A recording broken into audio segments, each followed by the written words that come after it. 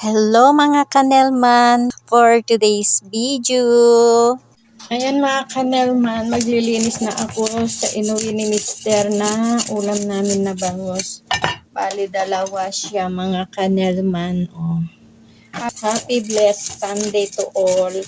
Ayan, kami naman ay dito lang sa bahay ngayon kasi ito lang yung time na magkasama namin ngayon. Si Mr. kasi day off niya ngayon mga kanelman at nag-overtime siya kagabi mga kanelman.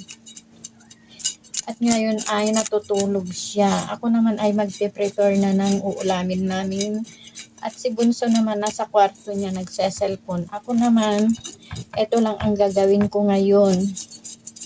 Magluluto. Tapos pagkaluto ko, maliligo. Ganyan lang. Yan ang banding namin ngayon. Dito lang sa bahay mga kanelman. Malapit na ang Pasko mga kanelman. Ano ba mga balak natin dyan? Kami naman siguro ay magbabakasyon. Wow! Charing. Ayan. Ayan, nakaliskisan ko na. Sunod ko naman natapos na itong isa na nakaliskisan. Sunod ko naman tong isa.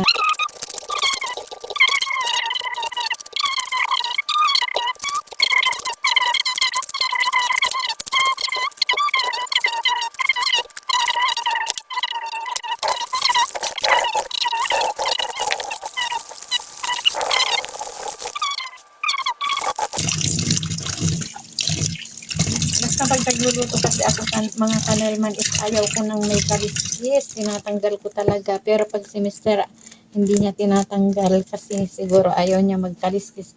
Pero ako mas gusto ko walang kaliskis kasi nga pag kinain mo, siyempre hindi mo makakain yung balat pag may kaliskis, 'di ba? Lalo na pag prito. Basta painitin lang yung kawali pagka prinito mo, hindi naman didikit yan eh. Kaya basta pag nagluluto ako, asahan mo kakaliskisan ko.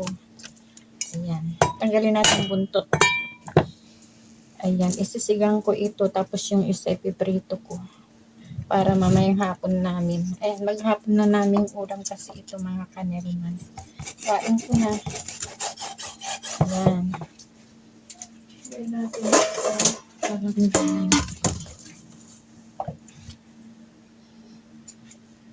Malalaki lang ang paghiwa ko mga kanelman at tatatlo lang naman kami. Ayan, hugasan ko na mga kanelman.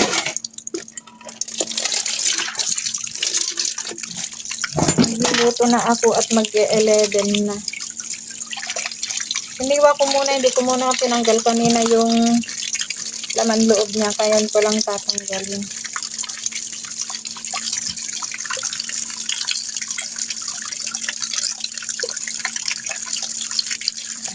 Pagdating ni Mister ay may iluluto na akong ulam. Kanina bumili siya ng pinang-agahan namin na iniluto ko mga kanelman. Bumili siya ng tuyo. Saka bumili naman na ako ng itlog. Ayan, yun lang ang pinang-agahan namin kanina mga kanelman. Simple lang.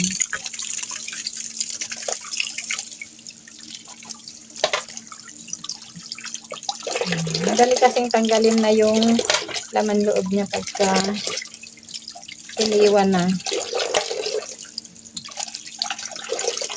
Hindi naman mapupuruhan yung abdo niya, basta lakihan lang ang paghiwa sa ulo. Ulo talaga. Sa ulo. Masarap ang ulo mga kanelman. Yan ang gusto ko sa ulo.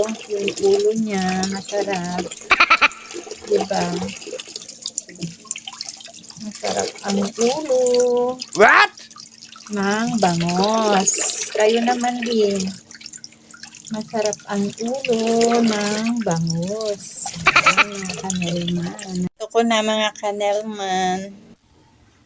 So ayan mga kanelman, magluluto na ako. Iluluto na natin yung bangus na nilinis ko. Ayan, luto time na ang inyong kanelman. At ayan, habang nalinis ko naman na yung bangus ay uunab na rin ako ng aming sinaing. Magsasaing na din ako mga kanelman. habang iluluto ko yung ulam ay sasalang ko na rin itong aming sinaing. Sasalang na natin ito. Kaya malaki yung kaldero namin mga kanelman kasi hanggang hapunan na yan. Ang sinalang ko na yung aking sinaing mga kanelman. Ayan, nakasalang na. Naman mga kanelman ay maghihimay na ako ng sahog niya na kangkong. Himayin ko na yung kangkong mga kanelman. Yan, himayin ko na itong sahog niya mamaya dun sa sinigang mga kanelman. Ito ang isasahog natin sa sinigang. Magaganda naman siya kasi maganda itong mga nakuha ni Mr. Inuwi niya ito mga kanelman.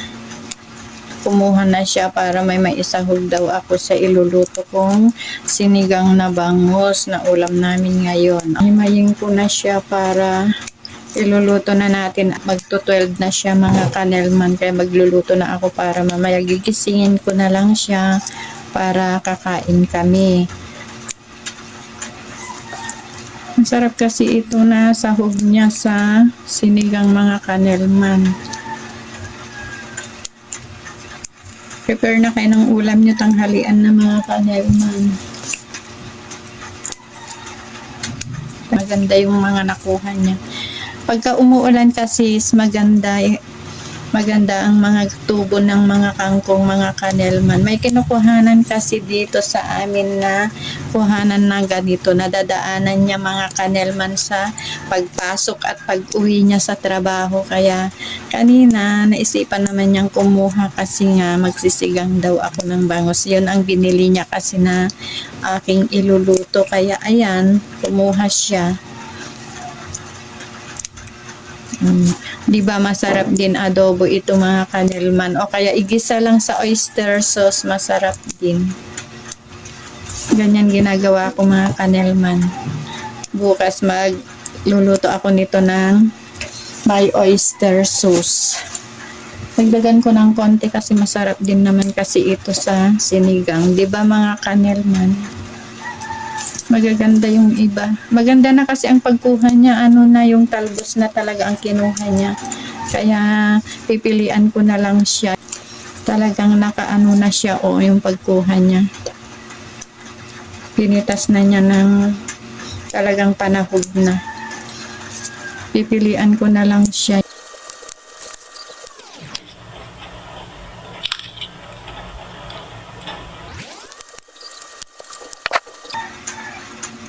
Kasalang na sinaing ko dun. Habang nagsayang ako is naghihimay na ako para mailuto ko ng mga kanelman.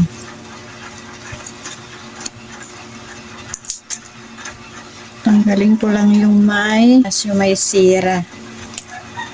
Magaganda silang lahat. Magaganda ang texture nito. Sing ganda yung naghihimay. Charot. Oh, di ba? Anong tawa-tawa mo dyan? Maganda naman talaga. Sing ganda ko. Charot.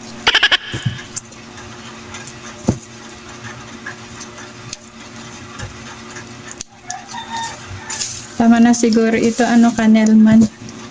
Parami na din ito. Ayan. Tama na to. Ayan, tapos ko nang nahimayan. Magluto na tayo. Kuha pa pala ako ng sibuyas at bawang. Pata ng sibuyas. Ayan na lang ang stock namin mga kanelman o mga sibuyas at bawang namin. Konti na lang. Ayan, pangprito sa umaga. Hello mga kanelman, ayan nandito ako sa aking taniman at wala pala kaming luya mga kanelman. Naubusan kami ng luya, nakalimutan daw ni Mr. Akala niya mayroon pa kaming luya kaya ayan nandito ako sa taniman. Kukuha na lang ako dito sa aking tanim na luya. Ayan o, may mga kwan na siya. Dito ako kukuha sa aking tanim na lang. para may isahog akong luya. Para masarap yung sabaw pag may luya. Ayan. Meron naman ng bunga itong luya ko. Ayan o. Ayan. Kukuha na lang ako ng bunga ng aking luya mga kanelman. Yan na lang ang aking gagamitin kahit pa wag na akong bibili. Sabi ni Mr. bumili ako pero sabi ko meron ng bunga itong aking luya. Kaya dito na lang ako kukuha mga kanelman. Para hindi na ako bibili. O, di ba? Kaya magtanim tayo para pag kailangan natin is may makukuha tayo, di ba? Mga kanelman. Kaya nagtatanim ako para pagka ganyan na kailangan is may makukuha tayo mga kanelman. Ganyan ang taga-bukid mga kanelman. May mga bunga na siya oh. Yung aking luya. Yan dito ako kukuha. Tapos itatanim ko din uli. Ayan. Ayan mga kanelman oh. Oh, hugasan ko lang. Ang tanim ng inyong kanelman. May bunga na yung aking luya. Pero itatanim ko din uli para sa susunod ay may makuhanan ako uli mga kanelman. Tanim natin uli. Ayan. Pagtanim-tanim para kung kay ganyan na kailangan is may makukuhanan tayo. Tinanim ko din uli siya mga kanelman.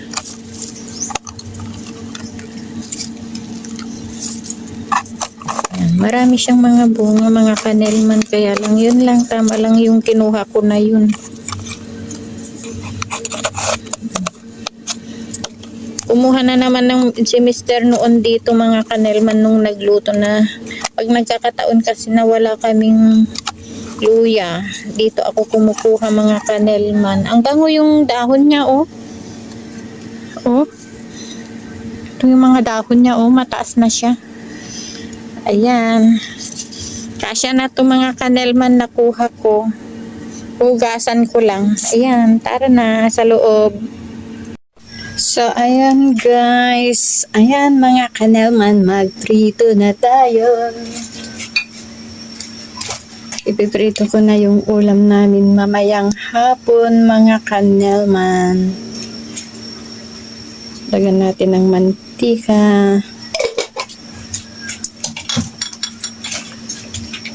Painitin mabuti ang mantika.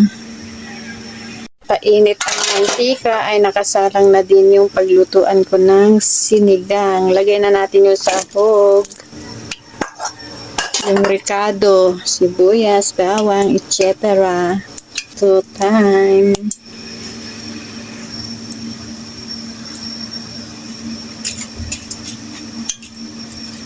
Lagyan ko na siya ng patis.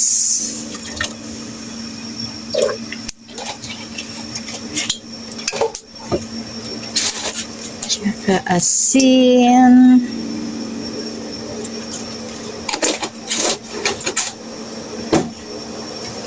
Pakuluan natin. Maglagay na tayo sa bangus. Ayan mga kanelman, magprito na ako.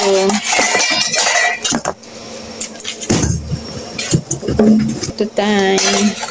Pag lang ito lansik.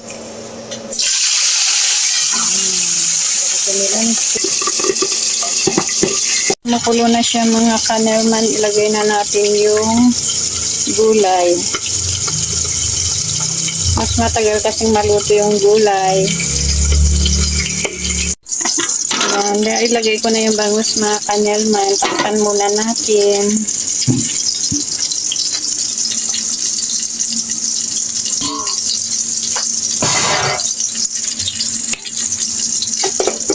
Baliktarin na natin yung prinito. O, diba hindi siya didikit mga kanelman kahit pinaliskisan. Basta napainit yung kawali at saka yung mantika. ay hindi didikit. Para hindi tumilansik. Ito. Yan, kulong-kulo na siya. Lagyan ko na siya ng magic sarap.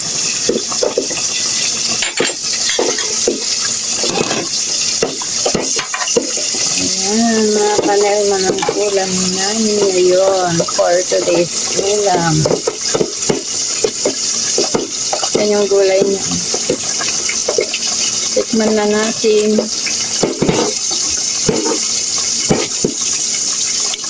Sarap siya mga kanelman.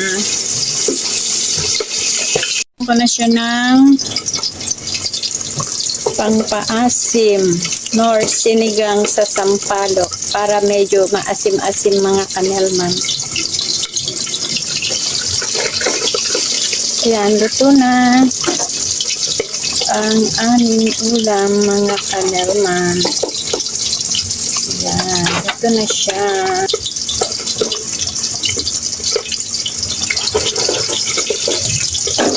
Luto na.